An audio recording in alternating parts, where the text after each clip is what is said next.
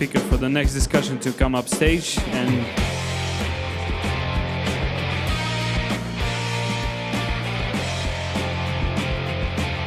so we are going to talk about Russian success, because we know that Russia is a country that's really successful in IT, but statistically we cannot say that there are hundreds of companies well known globally. So I'm now giving the microphone to Dmitry Pozdnyshev from EY to host these discussions. And you have 30 minutes. You ready? Go. Okay. Hello, everybody. My name is Dmitry Pozdnyshev. I'm a coordinator for digital innovation for CESA region in EY, a global consultancy firm. I hope you know it. Today, I'm pleased to have on stage our guest, Alexey Gidirim, co-founder of Udo, and Ruslan Zajdullin, who co-founder and CEO of Gotech.vc. Guys are true representative of success stories doing business in Russia, creating new market opportunities, reshaping the way how we get medical care, how can we get it digital, and how we get things done with Udo.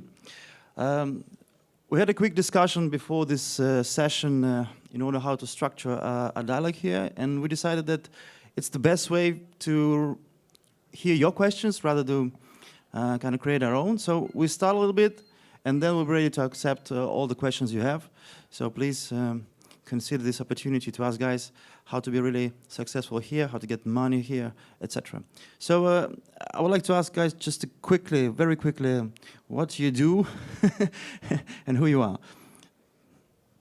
Alexey. Hello, everyone. I'm Alex Gidirim, and I'm founder of the Udo. So Udo is the biggest service marketplace in Russia. Our current monthly GMV is around 15 million US. And for the last 3 months, we grew another 60%.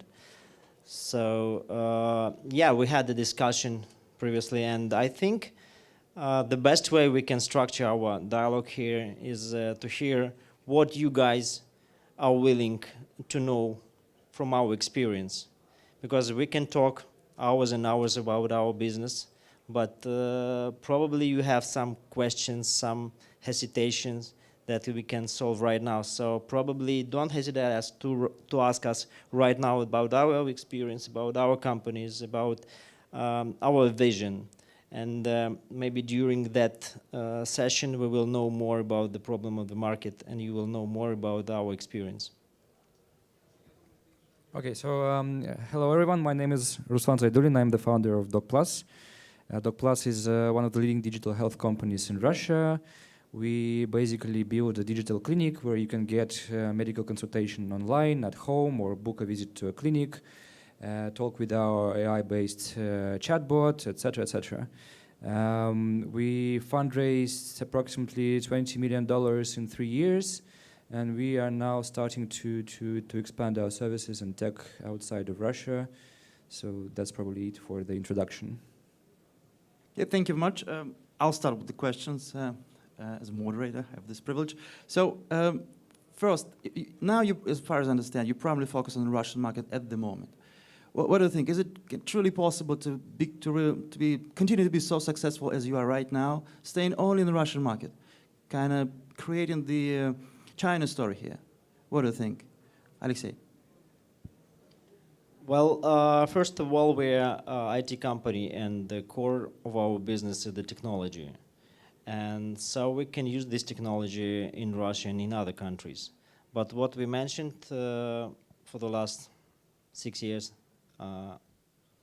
we mentioned that the Russian market is that deep, so we can be really successful and big and become a unicorn even in Russia.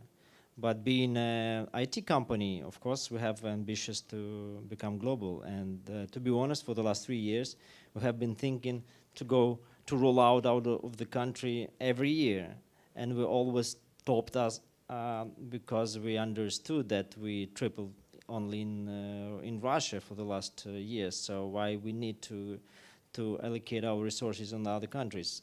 So yeah, to be more diversified, of course we have to. but I think maybe the next year, hopefully, we will roll out our product. So I think that the competition in Russia is rather small now, and should we be launched in another country? I doubt. I don't know what would be the success. So the competition in Russia is really low now. So this is advantage of the companies. Of course, the access to capital also low, but being real entrepreneur, being enthusiastic enough, you probably have much more opportunities here in Russia rather than maybe in other countries. And but there are also drawbacks. The drawback is that the premium for the success in Russia is rather low comparing to other countries. I agree with Alexey that DocPlus is also still having a lot of room to grow in Russia, but the healthcare market is quite different from many others. First of all, we have our main competitor is not another B2C company, and our main competitor is state healthcare, which is free of charge. And that is why this market is much more price sensitive. The competition is versus like low quality product, but because of the free of charge price, you lose anyway. So basically we built tech that increases quality, but and the only way to grow in Russia, to become unicorn, is to sell this tech to state healthcare, which we try to do, but state healthcare as a client is very slow, I would tell. The decision-making process is very slow, etc. So we actually decided that our technologies, our technological platform, our AI solutions are very like on par with the best international players. We basically know all of them, and they already started to sell the tech solutions to, for example, insurance companies in Asia and in Europe, etc. And we will try doing that, start doing that this year too. You mentioned the technology is kind of behind the scene in your businesses. And I think both of your businesses kind of faces the issues of trust, because you provide services of doctors or any other guys who can help with fixing things. How do these platforms or any other technologies help you to kind of gain the trust of the customer? What is it behind the scenes in your businesses, which is so cool and so important that you're thinking of comparison yourself with the global companies and global competition? Well, the current level of the technology allows us to use like a number of things. First of all, we can identify service providers, and all the service providers have a rating, and in case you will have 3 negative feedback from a client, you will be dismissed from the platform. So it's super important for service providers to maintain the high quality of services. And for example, for the last months, over 50,000 service providers got a job from us. So we're becoming one of the biggest job providers in the country, and these numbers grew. It actually we tripled for the last 6 years. So I think, and we don't feel any barriers here. So with the technology, with the face recognition, with the identification, we can really maintain the high quality, because people really value that they can get a job with the best possible way. Because if you compare the other possible ways to get money, UDO is one of the best and the flexible. The flexibility, actually, this is a key. Okay, so we have 2 main pieces of technology that we develop. The first one is AI. Basically, we started to invest a lot in R&D in artificial intelligence and machine learning, because we believe that part of the medical service could be automated thanks to that. Basically, the big idea is to fully automate primary care and make an algorithm that can provide at least like top 2, top 3 diagnoses at the same level that the best doctors worldwide. I mean, we're moving there. It's already working, and it's not, of course, doing diagnostics for the moment, but it can ask questions about your health history, symptoms, and help you navigate towards the best care. And the second piece of technology is basically digitizing customer journey in health. It's an application, mobile app that allows you to have access to all medical services, to order a doctor to home, to do online consultation, to have all data stored in health record, etc. Basically, to manage all your health from getting sick to getting well. And we built it first for our B2C customers, but most insurance companies are interested in digitizing their customer journey to some level, and now we started to sell our technological platform to insurance companies both in Russia and outside. This is both in-house, right? Your own engineers. Yes. Yes. Let's try out. Do you have some questions, right, guys? Just a real unique chance of getting the experience hands-on of being successful here. Otherwise, I just continue. Okay, a question? We have a question on the third row here. I'll pass you.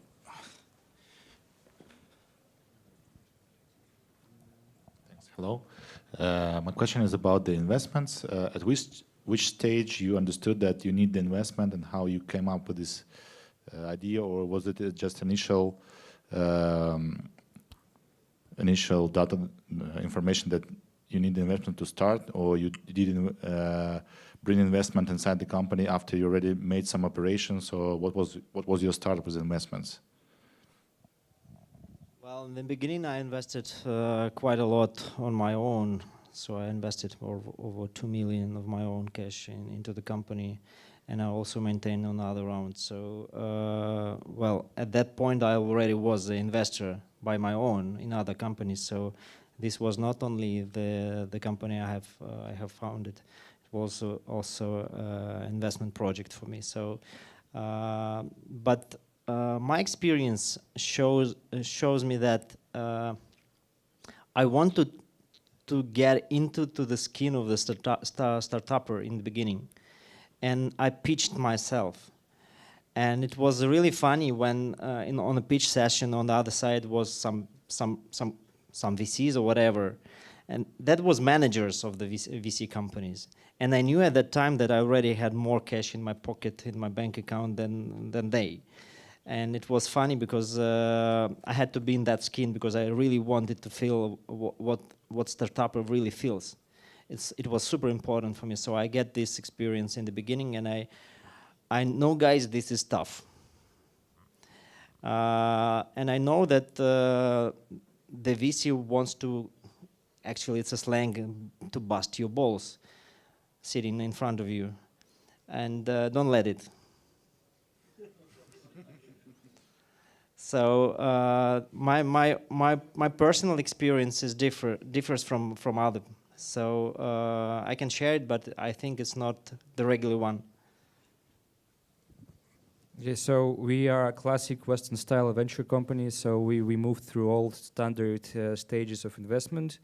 We gathered seed rounds, increasing seed rounds from the very beginning, because to launch we needed to basically license a medical company, to have doctors on payroll, etc. And it was more money than we had to invest by ourselves. So basically the first round was from our acquaintances, ex-colleagues, etc. And then we started to quite successfully fundraise Series A, Series B, etc. And probably we're one of we certainly the most funded digital health company in Russia. And I think in top ratings overall, but it's not to say about our capabilities. It's saying about VC money in Russia. The market is very small. Did you do any acceleration? And if yes, why? And if no, also why? What do you mean by acceleration? Other acceleration programs like I don't know, Startup accelerators. Startup program. accelerator programs. Well, no, our current focus is growing our own business, and our own business is not the VC. I mean, we don't invest from the Euro No, I at mean- this stage. I mean, as you do, did you participate in any acceleration programs? Before? Yes, yes. Okay, no, we didn't. No. Why? Probably at that point, at that time, we already had like a number of companies that we launched, and with a number of exits. So we had enough experience, and probably we just didn't need it at that time. That's it. Thanks. We also didn't, and the reasoning is the same. Basically, all our angel investors were experienced entrepreneurs, and basically they were an accelerator. I could ask them any question, they will help, because they built some companies, successful companies in the past. Yeah, I also want to mention that the angels are super important in every company, especially the smart one, because I don't believe in the smart from the VC, but I do believe in smart from the angels, because angels is always access to very reputable, in case you will get the one person, and they really may get involved deeply into the problem of your company. And I do remember there was a Forbes nomination of startup. Actually, we won almost all of the nominations in Russia here. One of them was a Forbes one. And by the Forbes, we were delegated to one very reputable person. It's Ruslan Alikhanov, who was at that time a partner of the McKinsey. And I can definitely tell you this is one of the best person, I mean, that worked as an angel. We met really difficult situation, and he really helped us to solve them. And so very reputable people, you can give them a stake for free in case they will want to assist you when you will need it. Find the right person who has a reputation in the sphere where we work, and give them a stake for free. Ask them for some consultation, let's say 1 hour a month on a regular basis. That's all you need. And in the end, you will see how much you will get in the end of the year. If every month you will have a talk with a very reputable person. But the person should be chosen the right way, because the right person is the person that has experience in your business, or the person who has a wide range of experiences. For example, if you are talking about the McKinsey, it's a great experience inside the company, and in case a partner of the McKinsey has a wide range of experience, so he has just a life super experience. That's why I do recommend you guys to get more people, angels, in the beginning. Thank you. Maybe other questions? Here, on the first row.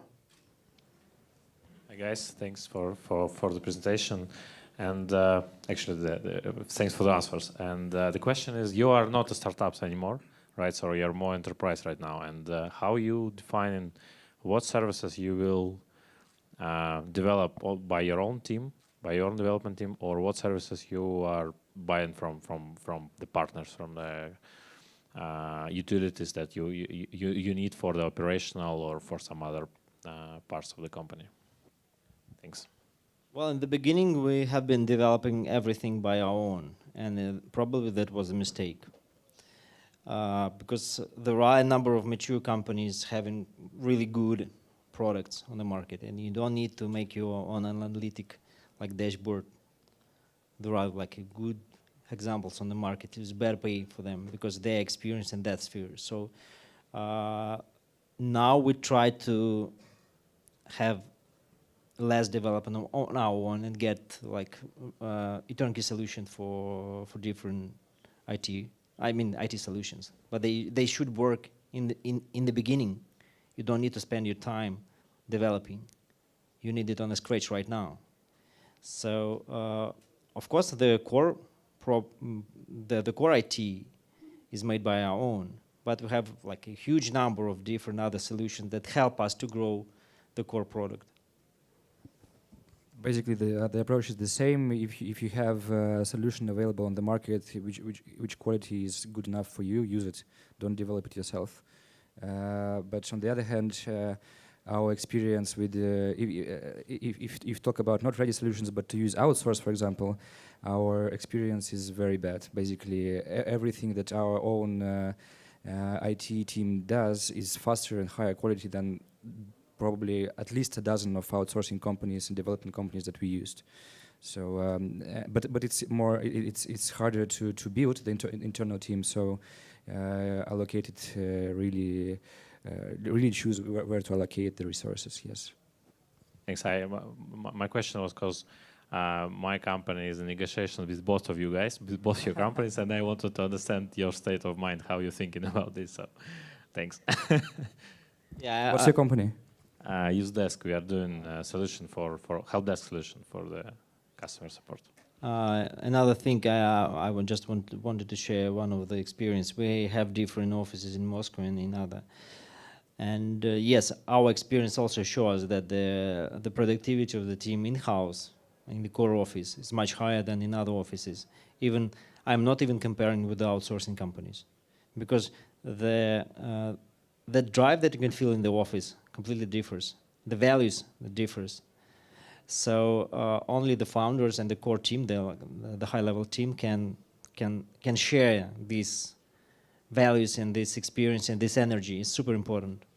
Yeah, thanks a lot. And maybe second question, yeah, because you just followed. And how you guys thinking about the remote teams? So for sure, the core office is like a very important thing, but more and more companies are seen through the even partly remote, or maybe most of their employers are working remotely. So how you guys thinking about this? Or you want to put everything in the one place, everybody? We have a very small experience with that, but so I couldn't share any like KPIs like the remote teams are performing 50% less. I don't know. My personal experience with my colleagues and with my team is that remote teams are certainly performing worse, at least in the first years, because everything changes so fast, and you really need to be in one place to react faster. Probably our expectations from the employees and from the productivity of these employees are super high. That's why in-house, super controlled team, in the end, give much more work. Have you considered moving out of Moscow just to kind of solve this problem, being in one team, sitting in one place, giving this drive and culture, but decreasing the cost? Especially, I think, in you guys, because you're more diversified over the Russian business rather than medical care in Moscow. Well, we have to divide. The employees and the service providers. They are different. Yes, service providers are spread all around the country, but and the core team, from our experience, it's better to pay more, but controlling, rather than to pay less and giving, in the end, getting the worst scenario. So this is our own experience, nothing more. Maybe other companies, other people have another experience. Same. So we're Moscow-based, even in the startup culture. So, any other questions?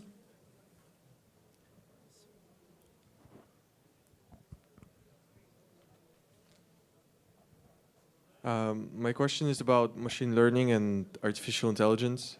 Could you share some your experience of using this technology, and what do you think about the future use of this?